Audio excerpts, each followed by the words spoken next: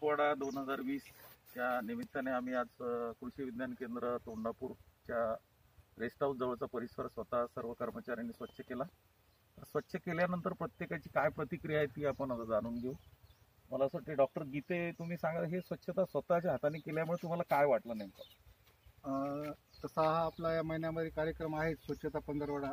तर त्यानिमित्तानं जसं की आपण शपथ घेतलेली आहे, जे शपथेमध्ये नमूद केलेलं आहे किंवा आपला परिसर, आपला भाग, आपलं नगर, आपला मोहल्ला, तर त्या पद्धतीमध्ये कृषी विज्ञान केंद्र तोंडापूर येथील वरिष्ठ शास्त्रज्ञ प्रमुख डॉक्टर पी शेळके सर यांच्या मार्गदर्शनाखाली आम्ही आमच्या रेस्ट हाऊसच्या या परिसराची स्वच्छता केली. सुरुवातीला हा परिसर थोडासा समाधानकारक वाटत नव्हता आणि अस्वच्छ म्हणायला हरकत नाही, पण आता जे स्वच्छता केली त्यामुळे इथली सुंदरता ही उठून दिसते आणि येणाऱ्या जाणाऱ्याला जे काही शेतकरी बांधव आहेत, जे काही प्रक्षेत्रावर येतात, त्यांच्या नजरेस भरण्याजोगा असं स्वच्छता या ठिकाणी कृषी विज्ञान केंद्राच्या सर्व कर्मचाऱ्यांच्या वतीने सहभागाने हा परिसर स्वच्छ करण्यात आला. त्यामुळे या ठिकाणी समाधान वाटते असं व्यक्त करतो. सुधाकर साहेब, तुम्हाला काय वाटलं, तुमच्या मनाला काय वाटलं नेमकं हाताने काम केलं? सर बरोबर आहे.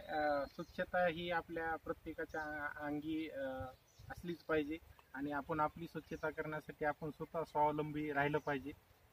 या उद्देशानंच तुम्ही मला कृषी विज्ञान केंद्राच्या माध्यमातून स्वच्छता पंधरवड्यामध्ये आपलाच परिसर कृषी विज्ञान केंद्राचा साफ करण्यासाठी संधी दिली. त्याबद्दल मला मनापासून फार छान वाटते आणि मनातलं एक समाधान या ठिकाणी आपल्याला एक आत्मिक शांती किंवा आत्मिक सुंदरता ही आपल्यापासूनच सुरुवात जर केली तर नक्कीच आपल्याला पूर्ण जग हे सुंदर दिसायला काही वेळ लागणार नाही. धन्यवाद. शिंदे मॅडम, तुम्हाला काय वाटलं नेमकं? तुम्ही तर महिला असल्यामुळे रोज स्वच्छता करता, पण केविकेच्या परिसरात स्वच्छता केल्यामुळे तुम्हाला नेमकं काय वाटलं? परिसर स्वच्छ केल्यामुळे निश्चितच सगळ्यांना चांगलं वाटलेलं आहे सर. एकदम स्वच्छ दिसलेला परिसर सगळ्यांनाच मला असं वाटतं की भावून जातो आणि विशेष म्हणजे पुरुष कर्मचाऱ्यांनी स्वच्छता केल्यामुळं ते अजून जास्त छान वाटलेलं आहे. त्यामुळे स्वच्छतेची सवय तर सगळ्यांनाच असली पाहिजे, महिला असो, पुरुष असो, लहान मुले असो, सगळ्यांना स्वच्छ राहण्याची, स्वच्छ परिसराची सवय असली पाहिजे आणि यामुळे निश्चितच कृषी विज्ञान केंद्राच्या परिसरामध्ये स्वच्छता टिकून राहण्यासाठी प्रयत्न होईल.